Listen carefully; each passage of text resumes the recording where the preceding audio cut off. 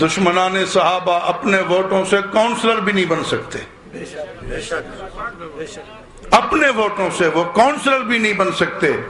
یہ تو سنی غافل ہے اور تجھے پتہ نہیں ہے، تجھے پتہ نہیں ہے تیرے ساتھ کیا ہو رہا ہے، اور کل تو کہے گا کاش آج حق نواز ہوتا۔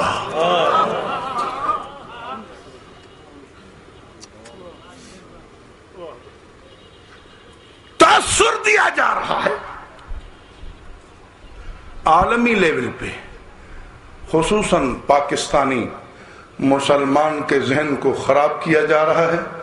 امریکہ روزانہ ایران کے خلاف بیان دیتا ہے، روزانہ ایران کے خلاف بیان دیتا ہے۔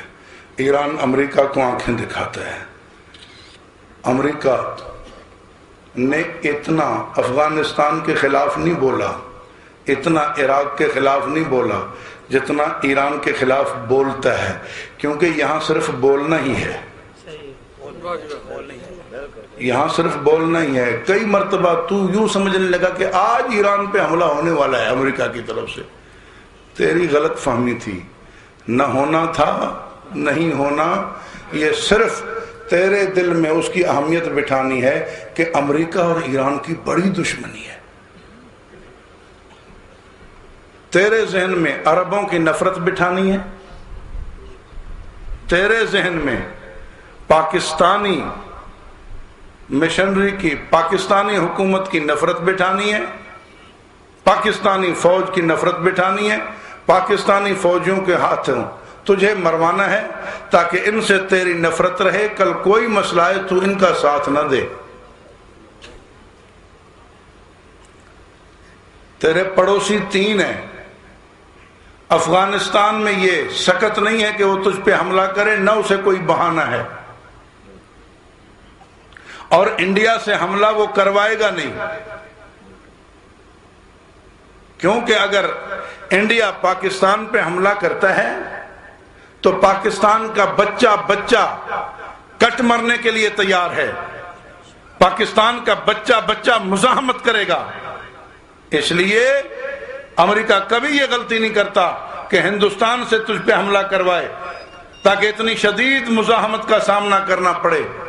اس نے کروایا تو ادھر سے کروائے گا، جس کو مفت کے یہاں بغیر تنخواہ کے سپاہی اور فوجی لاکھوں پاکستان میں مل جائیں۔ تجھے پتہ نہیں ہے کتنی پلاننگ ہو چکی ہے، تجھے پتہ ہی نہیں۔ میں بتاؤں تو کیا بتاؤں، تجھ پہ اثر ہونا ہی نہیں، تجھ پہ اثر ہونا ہی نہیں، دشمن اور ہوشیار ہوتا جاتا ہے۔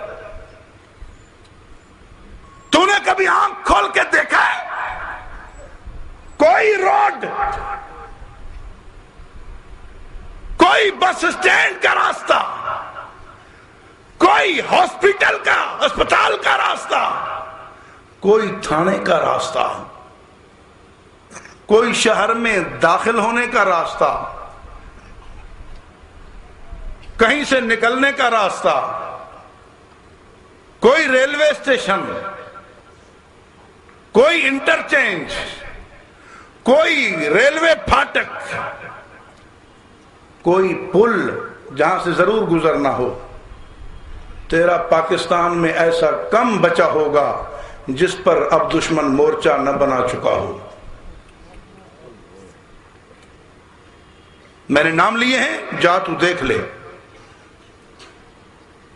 کل یہ مسئلہ سامنے آنے والا ہے۔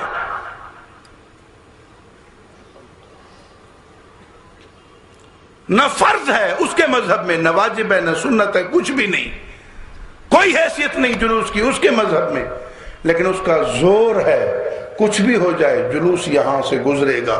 کیوں؟ تجھے پتا ہے کیا فائدہ ہے اس کا؟ کیوں وہ زور دے رہا ہے؟ کبھی سوچا ہے تو نے؟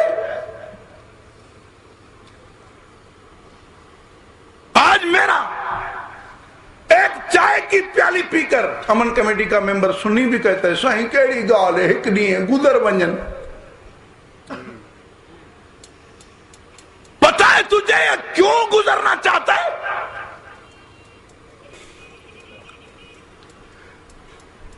آپ یہ سوٹی اٹھا کر بھی اگر 10-12 کٹھے نکلیں گے تو آپ پر نظر رکھی جائے گی بھی یہ ڈنڈے اٹھا کے کدھر جا رہے ہیں،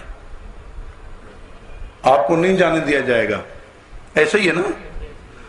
لیکن وہ اس سے مضبوط ڈنڈے پر آدھا گز 1 گز کپڑا لگا دیتے ہیں. اب یہ ڈنڈا نہیں، اب جھنڈا ہے. اور سینکڑوں کے پاس وہ ڈنڈے ہیں لیکن نام ان کا جھنڈے ہے. سب کے پاس. پھر 12 خنجر. تیرے پاس 4 انچ کا چاقو پکڑا جائے سیدھا جیل جائے گا. 12 خنجر ایک زنجیر میں باندھے ہوں گے. یہ تو ماتم کی زنجیر ہے. کیا یہ جھنڈا ڈنڈا نہیں ہے؟ کیا یہ زنجیر والا خنجر یہ کوئی ہتھیار نہیں ہے؟ ہر ایک شریک جلوس کے پاس ہے. تعزیے میں کیا بھرا ہوا ہے کوئی تلاشی نہیں لیتا. شریک جلوس اور کیا کیا اسلحہ اٹھائے ہوتے ہیں کوئی تلاشی نہیں لیتا. لیکن یہ خنجر اور ڈنڈا تو ہر ایک کے پاس ہے نا. کہتے ضرور جاؤں گا. صرف مزہ لینے کے لیے تقریریں سننا چھوڑ دو. یہ باتیں تمہیں بتانا آسان نہیں ہے. تم تک پہنچنا بھی اب آسان نہیں ہے. ملک تمہارا ہے لیکن تم آپس میں مل بھی نہیں سکتے. اس کا گھوڑا ضرور آئے گا، تیرا مولوی بھی نہیں آ سکتا.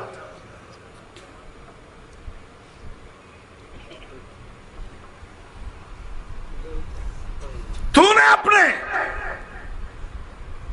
مدرسے کے جلسے کی وہ اہمیت اپنے گھر بیٹھ کر اپنی دینی بات سننے سنانے کی وہ اہمیت نہیں منوائی. تو اپنے گھر نہیں بیٹھ سکتا، وہ تیرے در پہ بھی آئے گا. سوچا بھی ہے کبھی تو نے؟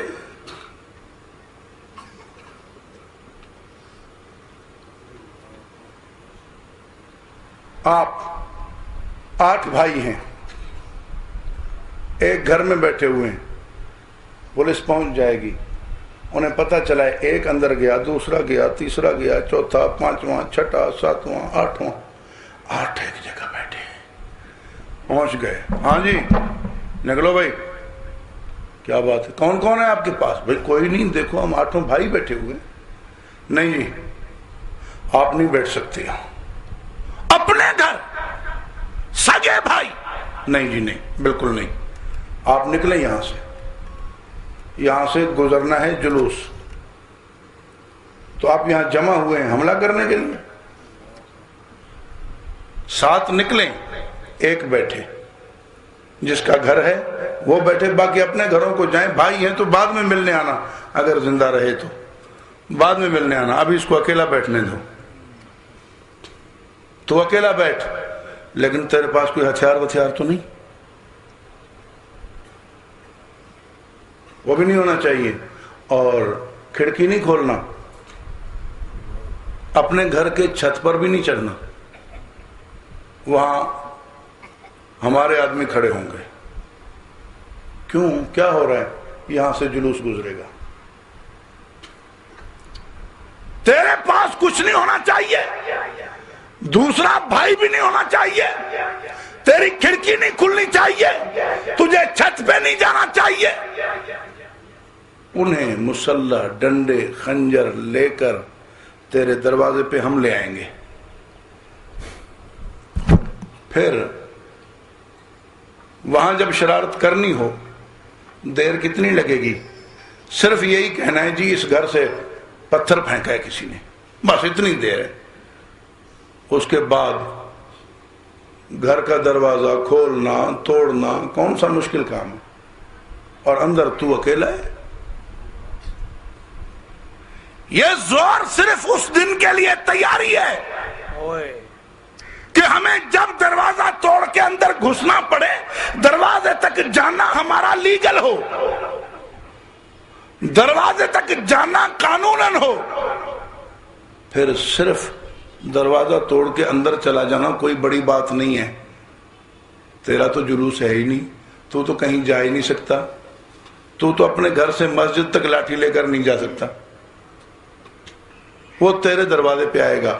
مسجد جہاں ہو ضرور آئے گا، مدرسہ جہاں ہو ضرور آئے گا، سنی کسی ایکٹیو ورکر کا، اچھے کارکن کا گھر ہو ضرور آئے گا. کیا ہے؟ تاکہ کل ضرورت پڑے دروازہ توڑ کر صرف اندر ہونا پڑے، پورا سفر جو ہے وہ محفوظ پہلے سے موجود ہو. تو بھی اس گھر سے پتھر آیا تھا، پھر جلوس تھا، وہ آخر کسی کے کنٹرول کی بات تو ہے نہیں، ہنگامے کی بات تھی. تیرے سامنے میں کون سی بات کھولوں؟ اس طرح کئی ذبح ہو چکے ہیں جس طرح تیرے لیے تیاری ہو رہی ہے. ہاں ہو چکے ہیں. پچھلے چہلم میں، وہاں خیر پور میں، اسی طرح نماز جمعہ پہ زوری سے جلوس گزارا مسجد کے پاس سے، اور کسی نے کہہ دیا میاں ادھر تو آتا ہی نہیں ہے، ادھر کا تو راستہ ہی نہیں ہے، روٹین نہیں ہے. بس اتنا کہنا تھا، مسجد پہ حملہ ہو گیا، اندر گولیاں چل رہی ہیں. لوگوں نے جو نماز پڑھنے آئے تھے، جس طرح تو جاتا ہے خالی ہاتھوں، جالی کی ٹوپی سر پہ رکھ کے، انہوں نے قرآن اٹھایا سامنے کیا تاکہ ہمیں پناہ ملے. قرآن سے گولی آر پار، قرآن رت میں، خون میں سرخ. اس کو کیا حیا ہے قرآن کی؟ یہ تو ابھی ہلکے ہلکے کیس ہیں.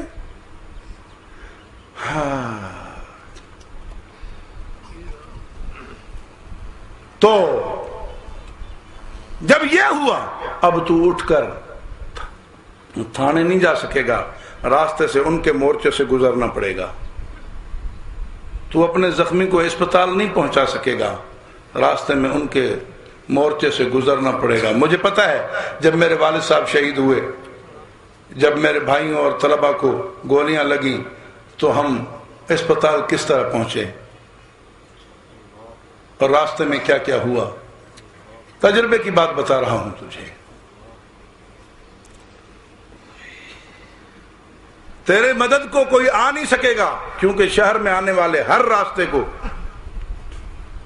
ان کا مورچہ پہلے میں لگتا ہے، اس کے بعد کہیں آگے جانا ہوتا ہے. تو شہر سے نکل نہیں سکے گا، نکلنے والے راستے پر پہلے ان کا مورچہ ہوگا، پھر روڈ ملے گا. اور جب اللہ نہ کرے، اللہ نہ کرے، اللہ نہ کرے، پاکستان کے ساتھ جو دشمنی ہو رہی ہے، کل یوں کہہ کے کہ افغانستان پر حملہ امریکہ نے پاکستان سے کیا تھا، ہم پہ بھی حملہ پاکستان سے کرے گا، لہذا مومنین کرام پاکستان پہ قبضہ کر لیں. وہاں سے اتنے آرڈر آنے کی دیر ہے. اور اگر محرم ہو تو ہر روڈ پہ، ہر شہر کی ہر گلی میں پہلے سے ان کی فوج موجود ہے، انہیں وہاں سے فوج بھیجنے کی ضرورت ہی نہیں ہے. پھر یہ میرے افسران، یہ میرے پولیس والے، یہ رینجر کے جوان، یہ فوجی جوان جو آج ہمیں کہتے ہیں کوئی بات نہیں گزر جانے دو، ان میں سے وہ جس کو چاہیں گے یرغمال بنا دیں گے. جب کمانڈر یرغمال بن گیا تو پھر کیا سپاہی بغیر آرڈر کے گولی چلائیں گے؟ کچھ بھی نہیں ہوگا.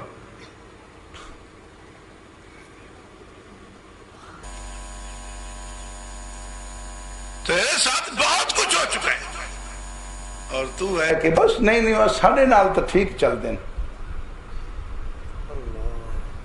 تیرے ووٹ سے جو ممبر بن کے اسمبلی میں بیٹھا ہے، صوبائی میں، قومی میں، تو کیا جب اس طرح کا مسئلہ پیش آ جائے اس نے تیری طرفداری کرنی ہے؟ اللہ تجھے غیرت دے، اللہ تیری غیرت کو بیدار کرے، اور تو اپنے دوست